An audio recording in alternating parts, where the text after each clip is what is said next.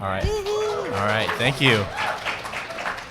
You want to do the intro? Yeah. So this is our panel, Rhythmic Resonance. Whoa, read the message first, or? So we're going to do a warning real quick because this is a panel about rhythm games. There's going to be a lot of flashing lights and images and things moving across the screen really quickly.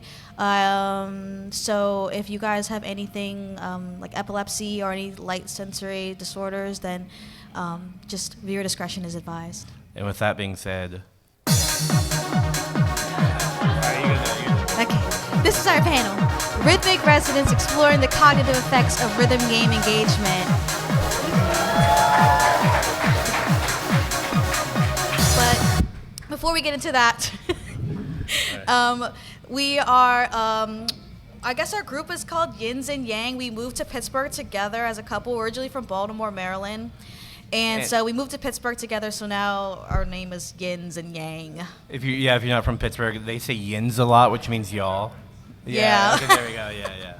So my name is Destiny, but you can call me Des, and that's my @ on Instagram.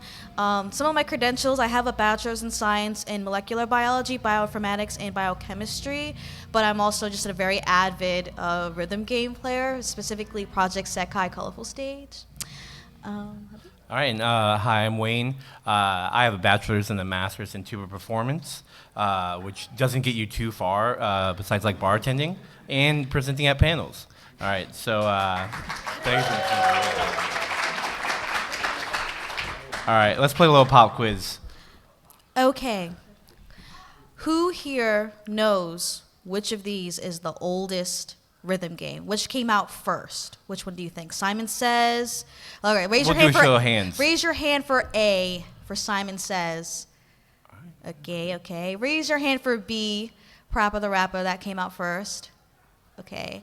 C, Nintendo's Dance Aerobics. Okay. And then D, DDR. All right, pretty evenly mixed. So. All right, so for the drum roll, all right, if you said DDR, you're not correct. That came out in 1998. If you said Parappa the Rapper, also not correct, even though it is like the modern, it laid the foundations for any modern rhythm game. If you said Dance Aerobics, also not correct, 1989. And surprisingly, it is, they say Simon Says came in 1978. So good for you if you did A. Yeah. Do you want to talk about why it's kind of... So there's a lot of debate on rather if Parappa the Rapper or Simon Says the game is even like comparable, like if it even is a rhythm game. But the whole premise of Simon Says is that where you follow a sound and a color recognition, and then you press it and you remember those key patterns. Just like if you were playing a rhythm game, you'd be remembering those notes when you're tapping it on the screen or dancing on it on the pad. So that's why some people regard it as the first true rhythm game, although like Wayne said, Parappa the Rapper laid the modern foundations for a rhythm game where the music is a central, integral part of the game, and you're actually following along there. So surprisingly enough, yeah. All right, so some examples of modern, like amazing rhythm game players. Yeah, shout out to Cookie Z from Osu player, Acai, who plays a Guitar Hero, HPS, who's a really well-known Project Sekai player. My favorite is Jolzed. She is a streamer. She does Project Sekai. She streams that on Twitch a lot. We got Chris. He's a very well-known DDR player. He's probably like the #1 American pro gamer in that category. And then we have more OC players like Mr. Eck, I think, or MREC. And yeah, this other one, Cool Ibed. So it's really well known, really recognized, and a lot of people play it. In Japan, it's really popular, and with DDR, and it's became really popular in America too. So it only just started getting popular in America, like in the early 2000s. How popular are these? But how rhythm popular games? is it actually? So let's go to the next one. So it's always rhythm games have been popular since, like I said, the early 2000s, and the start of it was DDR. But before that, music has always been an integral part of video games, where like motifs and stuff like Legend of Zelda has like very recognizable music sounds, and Mario too. Like, so when you hear those sounds, you automatically think like, oh, I'm playing a Mario game or I'm playing a Legend of Zelda game. But with rhythm games, it was the first time where you're playing a game and the music was the game. So in 1996, Parappa the Rapper did this by making a rhythm game where the whole basic function was that there was this talking dog, and he would be rapping, and you'd be following along with the other rappers in the game, like at a call and response type thing. So that was the first time where it was like cemented, and that's what rhythm games became like what they are today. And by the later 2000s, other games started joining, like Guitar Hero, Rock Band, all those other games. Karaoke games, like singing games, also came right after that. So then it just started popping off, honestly.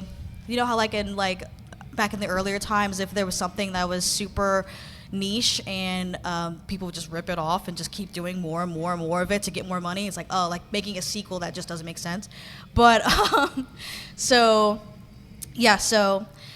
those games started to come out, and the economy was booming because of it, because people were eating these games up. Let's see the next one. So I will say, as a classical musician, I was always like, why don't you just like learn a real instrument? And I think this next clip kind of the person in it would kind of feel the same way. Sharon, what are the boys doing?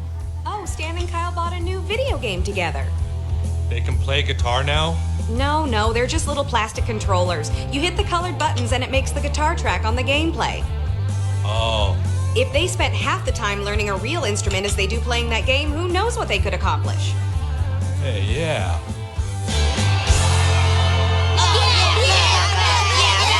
Dude, listen to that video crowd. They love us. So you boys like this music, huh? Yeah, dude, it's Guitar Hero. Stan and Kyle are really good at it. Well, you kids want to see something really cool? Check this out.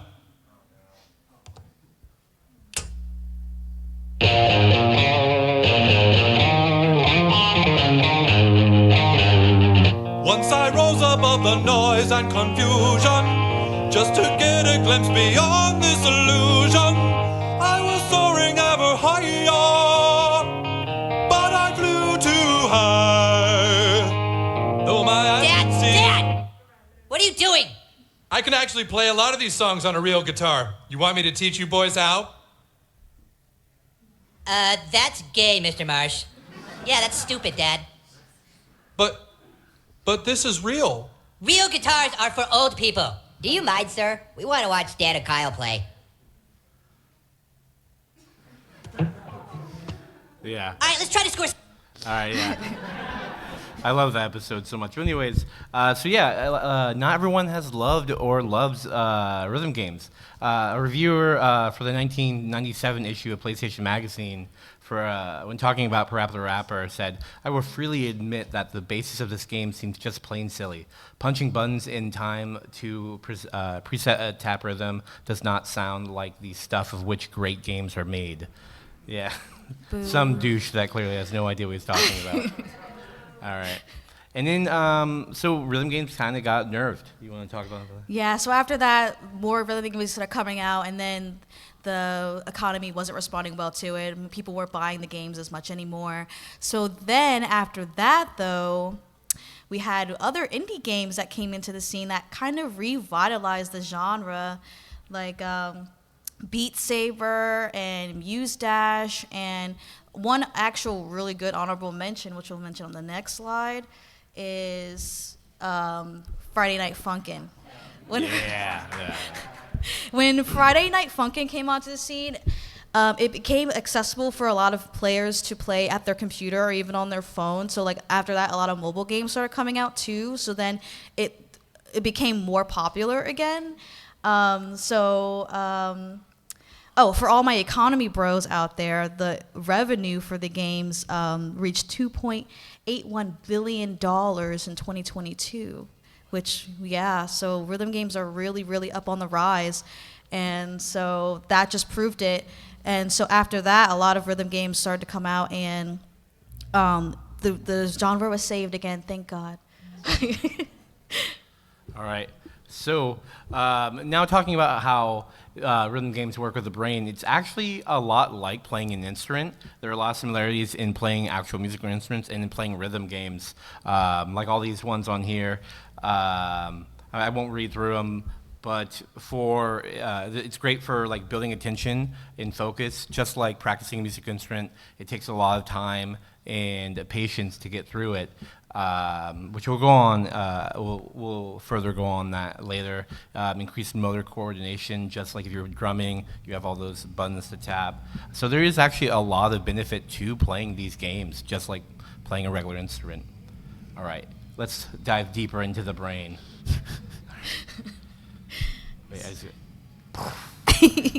So all of these parts of your brain are actually working at the same time while you're playing a rhythm game. So when you go into the gaming hall and you see somebody playing a rhythm game, don't just think, oh, well, look at that nerd. Look, imagine what's going on inside their mind. They have all these working parts working at the same time.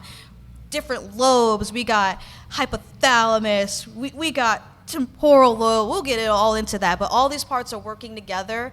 And your feet are also moving, and your hands are moving, your eyes are looking at the screen. All these things are happening all at once. So I just want you guys to get really excited about it because it's really, really cool.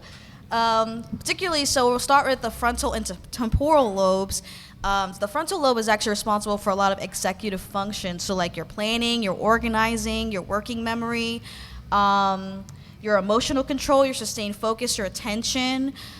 Your temporal lobes are actually for your auditory processing. It's for memory formation.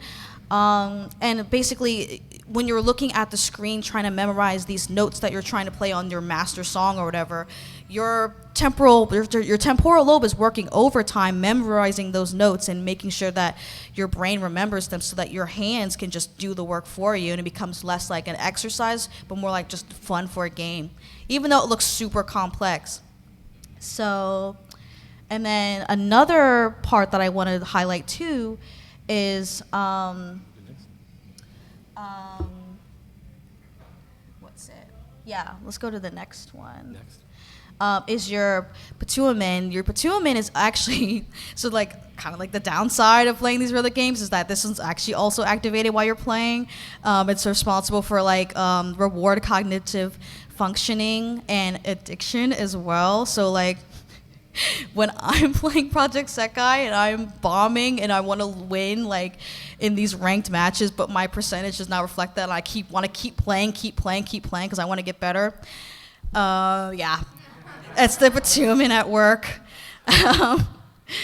Next one. Go ahead.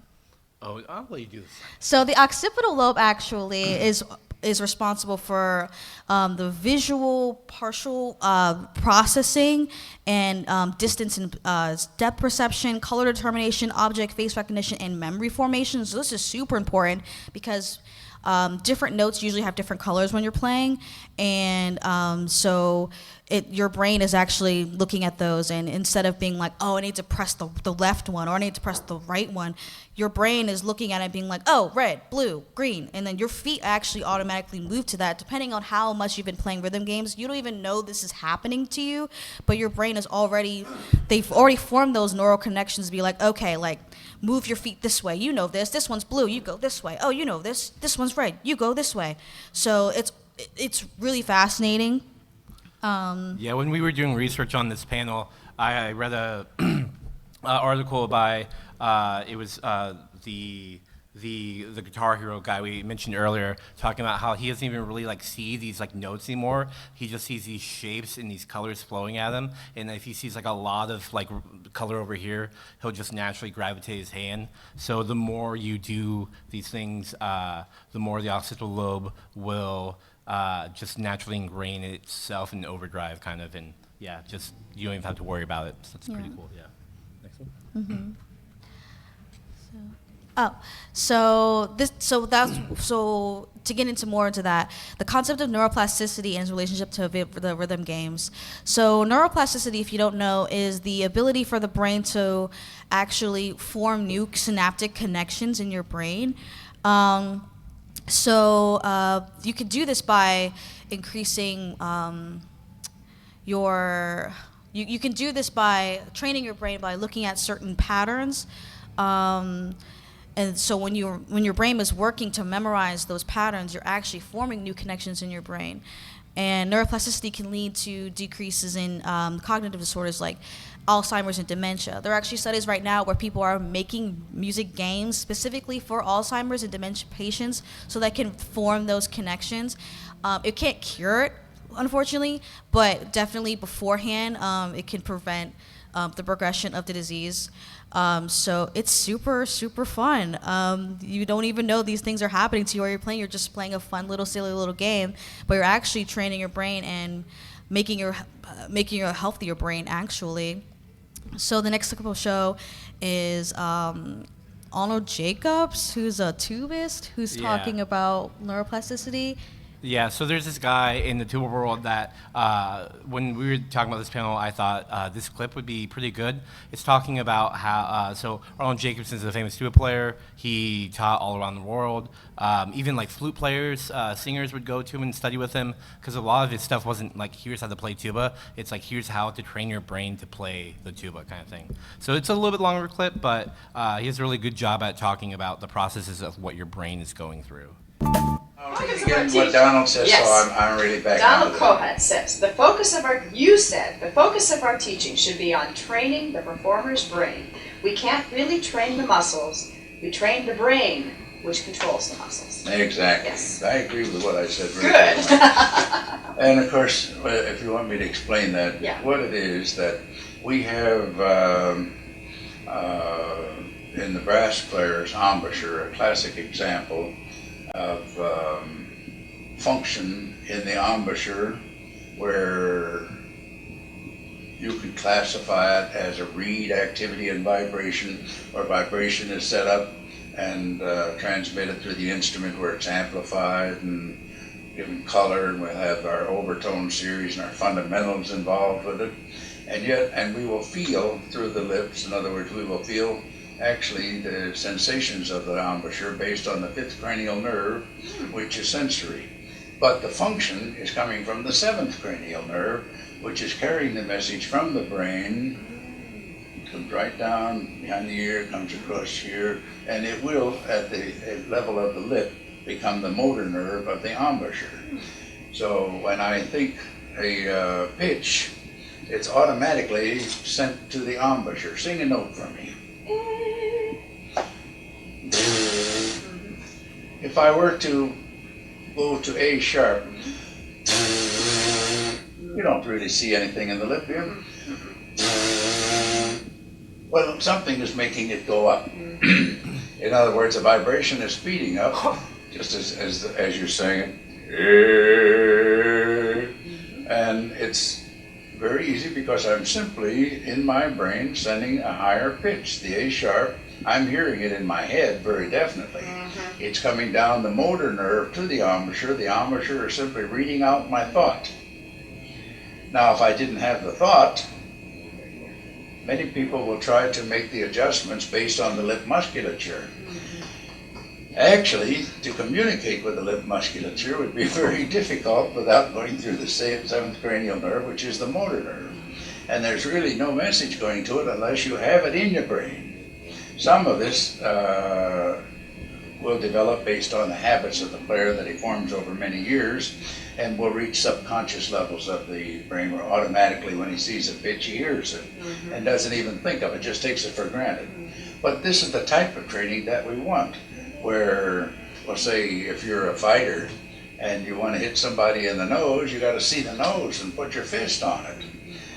You can't think about what's happening in the muscles of the shoulder girdle at that time, or the weight of the scapula might be heavier or lighter than the weight of the arm. The weight of the arm would be heavier, and normally if the scapula weren't being strapped down by another muscle, the scapula would raise because the arm is heavier.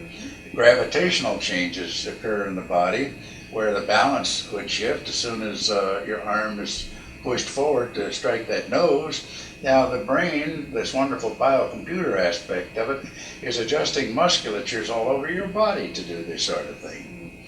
Actually, while you're training the blow, you are training the brain. Yeah, so like when you're going through these processes of playing these games, you're not necessarily having to think about exactly what's doing because your brain's doing it for you. And it's kind of like, I was gonna say, it's easier to like, there's this like analogy that it's easier to pick up a bowl of water, walk it over to an area and put it down rather than like picking up a bowl of water, thinking about exactly what you're doing while you're doing it. Eventually you'll just like drop the water because you're just thinking too much about it. So while playing these games, your brain just, I guess, like does everything for you. I don't know. So I didn't know that was going to go exactly right into that video. I just found this cute little clip of this elderly couple that was playing DDR, and it just shows exactly how you still got it even when you're older. These like they form these connections when they were younger, playing it together as a couple and meeting and playing DDR, and they're still able to do it. So I just thought it was really cute, and I wanted to share it with you guys.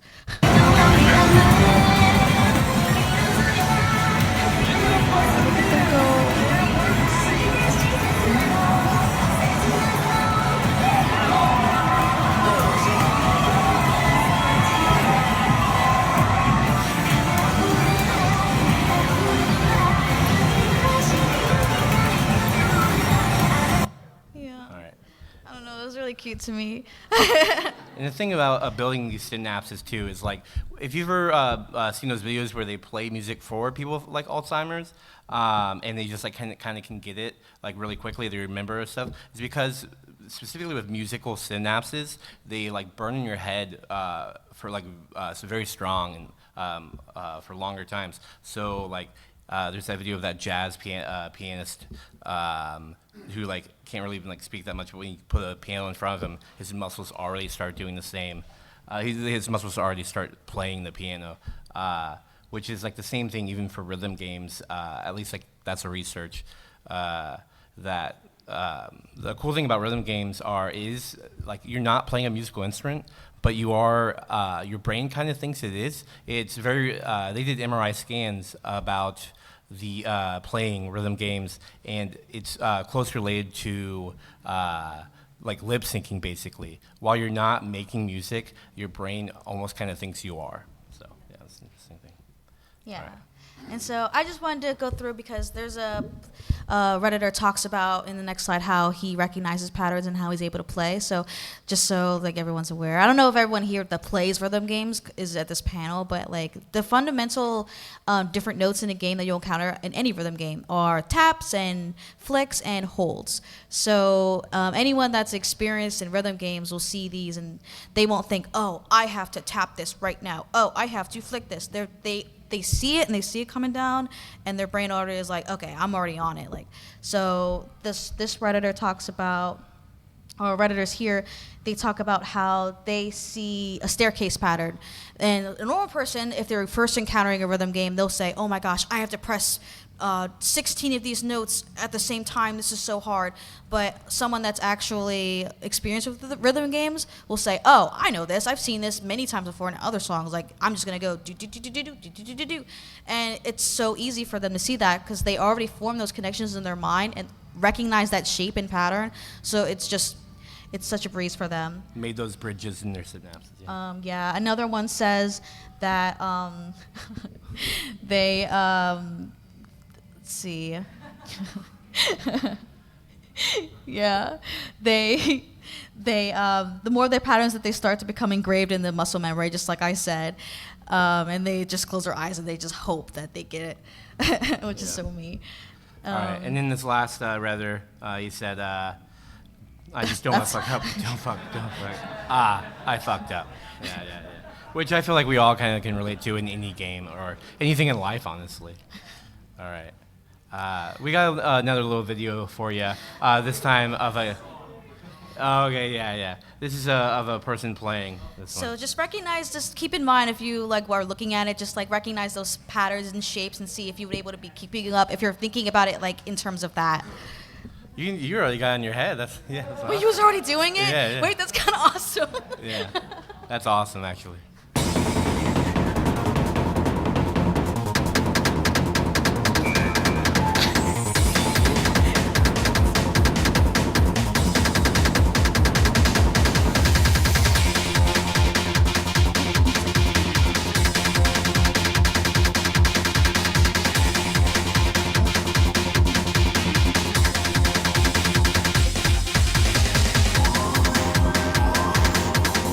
It's also just a good song.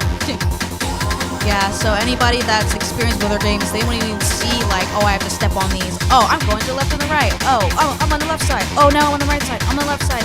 It's really fascinating, actually. Yeah. Such a good song, actually, Bob. Yeah. The last couple last things I want to touch on are what I'm thinking the future of rhythm games are going to head towards, which is brain-computer interface technologies, which is basically where your brain is hooked up to the system and you get to control the game with your mind. So there's not even a controller aspect to it. I think the closest thing to that right now would be Beat Saber or something with like metagames or the Meta console. That's the closest we have right now, but I'm thinking that we're going to move towards this future where we won't even need that. We would need, we would just need just our mind and our brain and our eyes controlling everything. And here's a clip from a camp where they're actually doing these, and they're testing out these games and stuff, and you'll see that they're actually controlling it with their eyes and their mind. Yep. So. And they actually already have implemented it. There's another video that I forgot to add in of a guy playing Guitar Hero with this with this thing. Yeah. Yeah. So, but,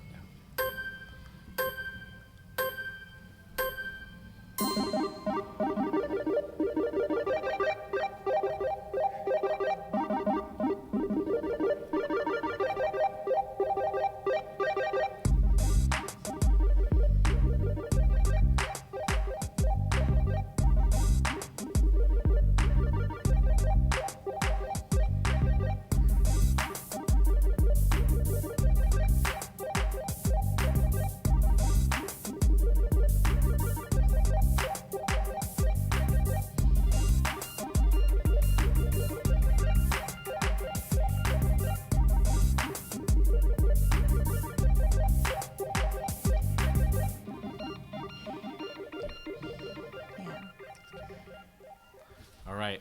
So conclusions.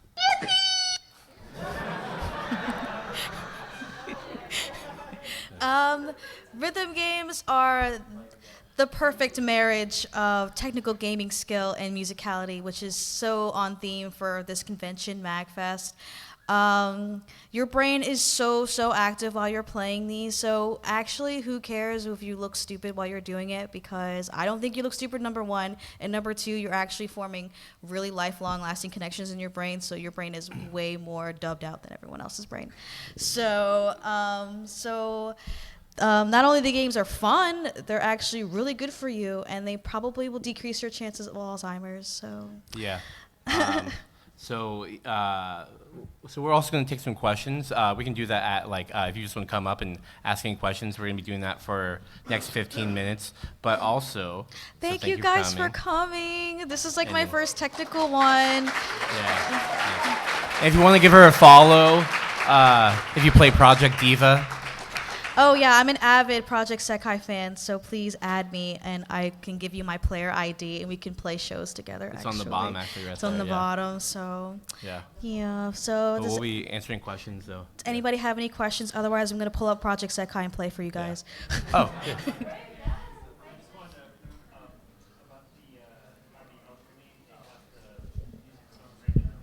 Yeah. Yeah.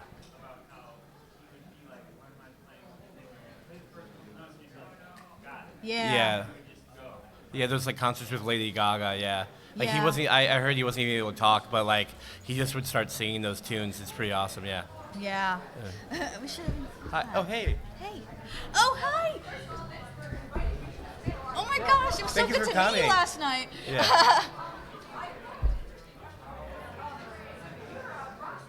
Yeah. Oh. Where at? Oh. Okay.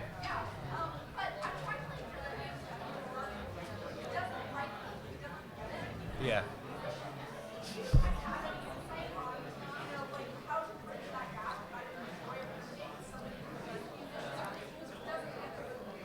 You should take him to those taiko drums. Like, so for the longest time, I had that problem. There's like a lot of cool classical like music songs on those, and I have seen like that idea from other like musicians where they're like, I don't really get it. Like they're trying to follow the notes, but it's hard for them to integrate with like what they're hearing as well. But maybe some like that's what kind of got me into playing them, was playing those taiko drums, because I like actually feel like I'm doing it. Yeah. Yeah. Hopefully that will help you. Hi. Oh. Okay. Hey. I went from the DDR to Project Eagle Pipeline. Oh, okay. Yeah. So I've been practicing modding otherwise with the PC one. And as soon as you play controller, like my brain doesn't really know what to do with like the keyboards and got rid of the buttons. But it's related, but only sort of. Because I was wondering like if there was a way to kind of connect like. There's songs that I've been doing at a harder difficulty where it's like I know what it wants me to do, I just physically can't do it. Oh yeah. I know what you're How talking. they expect people to do it. I know what you're talking about because as a mobile game player and then playing in the arcade, it's such a different experience for me. I don't really know. I guess that the only thing I would say is just keep practicing it. Like just how you learned like your main base game that you like to play, like you've learned how to do that. You didn't know how to do that from the beginning, so just keep at it, like And honestly. starting slow too, Yeah. so that where like it's hard to mess up, and getting it faster and faster until where everything's just coming naturally. Even though it pains me because I know if you played a higher difficulty, playing on easy or like normal sucks. But you have to do it just to get the mechanics down. So Yeah. I would recommend that honestly. Yeah. Oh, Oh, okay. I have 700 hours on MAGFest on Switch. locked in. Okay. But to add on to that, I think part of it is that bridge between like pattern recognition and pattern movements, I guess. Yeah. Like Oh, when yeah. I play extreme strokes at this point, I see the notes and I don't think about like, oh, I need to press square and X at the same time. I'm thinking, okay, if it's a D-pad, it's the bottom left two buttons. On your Oh. D-pad, go straight to the middle. Exactly. Yeah. But my actual question is, as a neuroscientist, how do you deal with the distractions of intrusive thoughts about like, oh, my brain is doing this right now? Oh, well, Oh. I'm not a neuroscientist. I'm a molecular biology. Yeah, yeah. But I honestly sometimes it helps me because if I'm too focused on like worrying about what's on the screen, I'm like already messing up. And I know like if you have a combo that's like really long and you're like trying not to mess up, I'm already shaking my hands like this. So I actually like those intrusive thoughts because then like my mind kind of wanders and my hands are already kind of doing the work for me and I'm not even looking at it. I'm not even paying attention to it, and I'm cool and calm and collected. I mean that's just me though. I don't know. For myself as a musician, there's a term we call paralysis by analysis. Yeah. Which is I'm focusing on, all right, what are my lips doing right now? What's my right hand doing? And like not really worrying about the object, like the product, which is like the music itself. Yeah. So for me, I just try to like tell my brain to shut up. Really try to get just focused into like Yeah. the art itself. I kind of invite those intrusive thoughts because to me that makes it seem like okay, like if I'm having those intrusive thoughts, even though I'm supposed to be locked into this game, that just tells my body that oh, you got this. Like don't even worry about it. You can think about what you're having for dinner. I don't care. I got this. So I don't know. I invite them. if you're thinking about it like that, I don't know. I'm glad you also think like what you want for dinner. When I'm playing, even my recital, I'm like, I wonder what's for dinner. Yeah. Like oh wait. I'm like yeah.